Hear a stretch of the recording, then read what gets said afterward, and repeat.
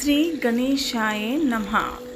जय माँ लक्ष्मी, विष्णु भगवान की जय। जय माँ सरस्वती। आज विक्रम संवत 2081 कार्तिक मास कृष्ण पक्ष 1 रामायण की कथा, विष्णु भगवान की कथा, माँ दधिमती की कथा, माँ कामाख्या की कथा। रामायण की कथा सब में सब देवताओं से जुड़ी हुई कथाएं हैं। जब राम का राज्याभिषेक पढ़ लेते हैं तो राम साथ में हैं। जब दशरथ जी के चारों पुत्रों का जन्म नहीं हुआ तब राजा दशरथ अयोध्या के नगरी निभा रहे थे। आज हम कार्तिक माह में ईश्वर का नाम यथाशक्ति तथा भक्ति। ओम नमः शिवाय। अयोध्या नगरी। अयोध्या में राजा दशरथ जी वहाँ के राजा थे। जीवन में कुछ कार्य अगर दशरथ जी का था तो वो था अयोध्या वासियों के लिए, हित के लिए, खुशी के लिए। विश्वास रूप में दशरथ जी ने अपना पूरा जीवन अयोध्या नगरी में नगरी जनों के लिए प्रेम भाव से किया। उम्र बढ़ी, दशरथ जी बड़े होने लगे। जीवन है, जन्म के साथ बुढ़ापा भी होता है। दशरथ जी को अपने परिवार में तीनों पत्नियां हैं उनकी थी, कौशल्या, सुमित्रा, कैकेयी। सब अच्छे थे पर संतान न होने का दशरथ जी को बहुत दुख होता था। जब उम्र भी बढ़ रही थी तो दशरथ जी ने अपने वशिष्ठ मुनि जी से ये बात कही। वशिष्ठ मुनि जी ने बड़े प्रेम और भाव से कहा कि पुत्रेष्टि का आयोजन होना होगा। आपको पुत्रेष्टि का काम करना, ध्यान, पूजा और जो कथाएं हैं वो सब करनी है। दशरथ जी ने बड़े खुशी खुशी हाँ कर लिया और जिस तरह से हर परिवार में हर संतान का जन्म होता है, वही आज राम जी भी वही संतान के रूप में जैसे मनुष्य जीवन में है तो भगवान सब एक। विष्णु जी से ही राम जी बने हैं। विष्णु भगवान के साथ ओम नमः शिवाय भोलेनाथ की गाथा है। दशरथ जी ने जब पुत्रेष्टि की तो 4 संतान पैदा हुए। बधाई हो। कौशल्या, सुमित्रा और कैकेयी ने खुशी खुशी चारों बच्चों का बहुत आदर सत्कार प्रेम से जीवन उनका दिया और आगे बढ़ने लगे। कहाँ बढ़े? संतान के बच्चों के साथ खुशियों से, आनंद से। बच्चे बड़े हुए चारों। पिता दशरथ जी ने अपने चारों बच्चों को विद्या, ज्ञान, धर्म, कर्तव्य, बचपन का जीवन, खेल कूद, अस्त्र शस्त्र और अयोध्या वासियों की सेवा भाव कर्तव्य। चारों भाई बड़े होने लगे। जब चारों थोड़े बड़े हुए तो गुरु के शिक्षा के लिए, जैसे आज यहाँ एजुकेशन रूप में टीचर्स, शिक्षक शिक्षिका पढ़ाते हैं, वहाँ गुरुजन होते थे और बच्चे सब कुछ सीख जाते थे क्योंकि गुरुजन सिर्फ और सिर्फ 2 विद्या की किताब नहीं पढ़ाते, जीवन का अर्थ बताते हैं। चारों बड़े हो गए, आ गए।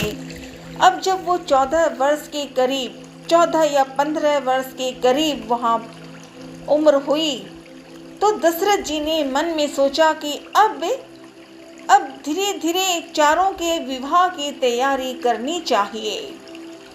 वशिष्ठ मुनि जी ने भी कहा, हाँ, वो सब बैठ के यूं बातें ही कर रहे थे इस विषय पर कि अचानक विश्वामित्र जी आए। विश्वामित्र मुनि जी जब आए तो दशरथ जी ने आदर सत्कार प्रेम और जो भी करने का धर्म था वो सब कुछ किया। प्रेम हुआ, आदर हुआ। फिर विश्वामित्र जी ने अपनी एक बात कही दशरथ जी को कि मुझे यज्ञ करना है। ताड़का नाम की एक राक्षसी है, उसे मारना है। मुझे राम को ले जाना है, आप राम को मेरे पास भेज दें। विश्वामित्र जी ने जो कुछ कहा, दशरथ जी के साथ क्या हुआ, चिंता, दुख, क्योंकि किसी भी हाल में दशरथ अपने बच्चों को, अभी तो छोटा है, अभी तो उनको बहुत बड़े भी नहीं हैं, और विशेष तौर पे राम के लिए वो तो बिल्कुल नहीं।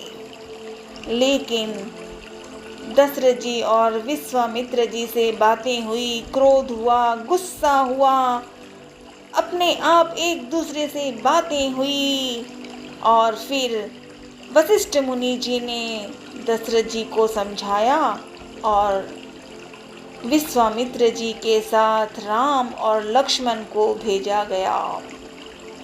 आगे बढ़े विश्वामित्र जी के साथ राम लक्ष्मण, लंबे सफर को पार किया और तारका नाम की राक्षसी मिल गई थी। राम और लक्ष्मण ने उसके साथ पूरा जैसे जैसे विश्वामित्र जी ने आदेश दिया था वो किया और राक्षसी का अंत हो गया। बहुत प्रसन्न हुए विश्वामित्र जी, बहुत खुश हुए। अब विश्वामित्र जी ने राम और लक्ष्मण को जनक जाने की बात कही कि अभी मुझे जनक की ओर जाना है, आप दोनों मेरे साथ जाएंगे। राम और लक्ष्मण जो विश्वामित्र जी कहते वही करते, क्योंकि जो शिक्षा मिलती है वही बच्चों को सीखने का मौका मिल जाता है। दशरथ जी अपने चारों बच्चों को शिक्षा दे रहे थे। जब वो शिक्षा के जीवन में गए गुरु जिनके यहाँ, तो चारों ने वहाँ भी सब कुछ सीखा। इसलिए चारों में प्रेम है। विश्वामित्र जी की बात से जनक पहुँचे, जनकपुर में राजा जनकपुर पहुँच गए। वहाँ सबकी बातें हो रही थी, किस तरह से जनक के बेटी माने पुत्री सीता का विवाह होगा और उसके लिए शिव भगवान का शिव धनुष को तोड़ना है। सभी हार गए थे। राम जी ने जब अपने गुरुजन विश्वामित्र जी का आदेश उन्हें मिला कि राम चलो और शिव धनुष तुम्हें उठाना है, तो हनुमान जी की, शिव के अवतार हैं हनुमान जी, और शिव का ही धनुष उठाना था। पर राम ने हाथ ही क्या लगाया कि शिव धनुष अपने आप खुल गया। बोलो राजा श्री रामचंद्र की जय। ओम जय श्री राम। अब विवाह हो गया। जनक जी ने दशरथ जी को जनकपुर बुलाया और राजा राम के साथ साथ और तीनों भाइयों चारों का साथ विवाह कर दिया। राम लक्ष्मण भरत शत्रुघ्न आगे बढ़े। अयोध्या में बहुत खुशियाँ हुई। चारों बहुओं, चारों जो राम लक्ष्मण भरत शत्रुघ्न की पत्नियाँ थी, सीता, मांडवी, उर्मिला, श्रुतकृति, सबका विवाह हुआ। अब दशरथ जी ने सारी बातें खुशी होने के बाद फिर से वशिष्ठ मुनि जी से और अन्य लोगों से बातें की कि मैं राम को राज्य, राजधानी, राम का कर्तव्य देना चाहता हूँ कि वो करे। वशिष्ठ मुनि जी ने तो खुशी खुशी कह दिया, हाँ हाँ बिल्कुल हम चाहते हैं, अच्छी बात है।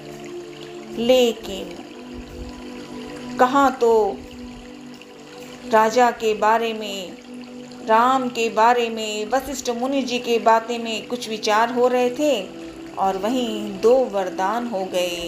और ये 2 वरदान थे, कैकेयी ने, राजा दशरथ की सबसे छोटी और बहुत सुंदर थी, लेकिन कैकेयी अपने ऐसी एक साथी, कहने को मदद करने वाली, लेकिन मंथरा ने कैकेयी को सब समझा दिया और 2 वरदान के नाम पर हुआ राजा जनक का राज्याभिषेक और राम को वनगमन। और वो वनगमन भी 14 वर्ष, 14 इयर्स।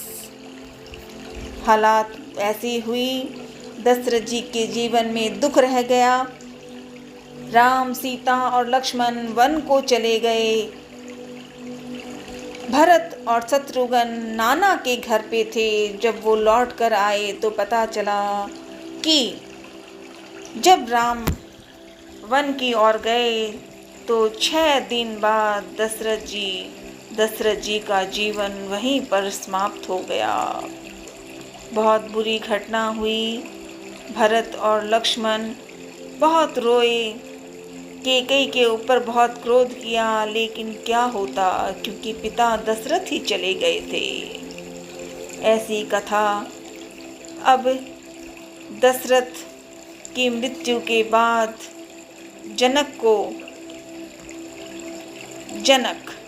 जनक के घर पे जो विवाह करने के आने के बाद अब सब रानियां, क्योंकि वो 4 रानी है, कौशल्या,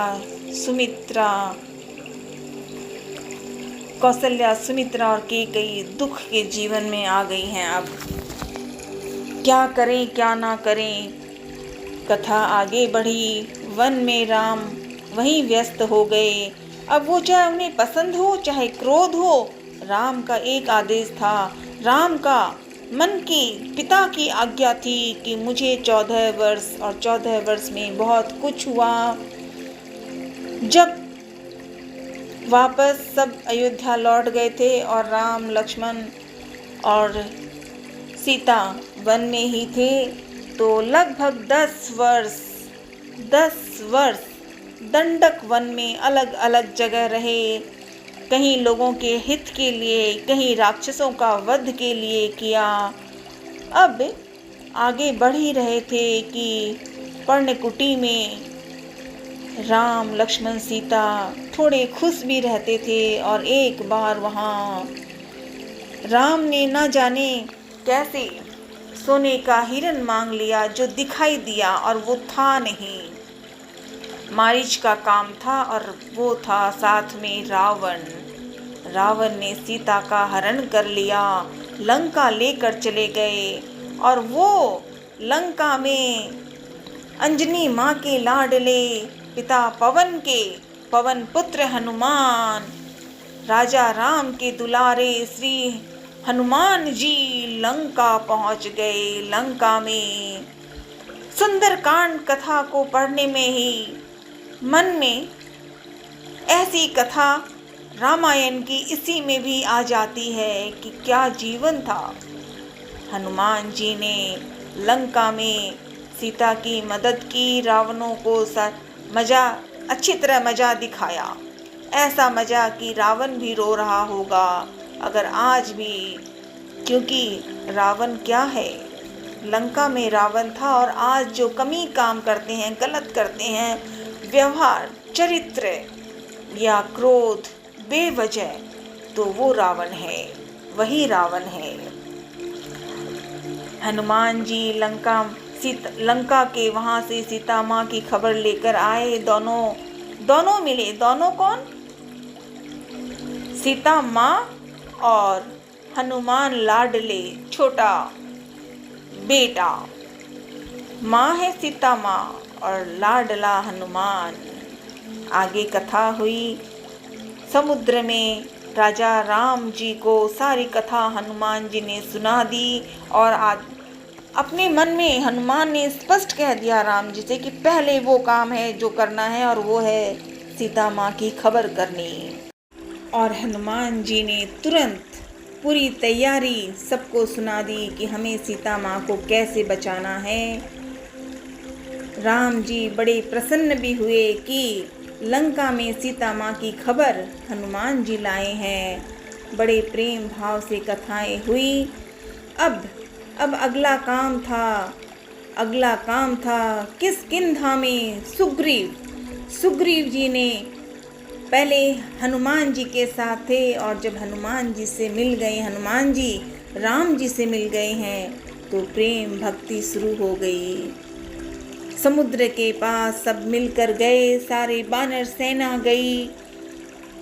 समुद्र में नल और नील को बातें करके सबने समझाया और समुद्र पार हो गया। समुद्र पार हुआ, वहाँ रावण मिला।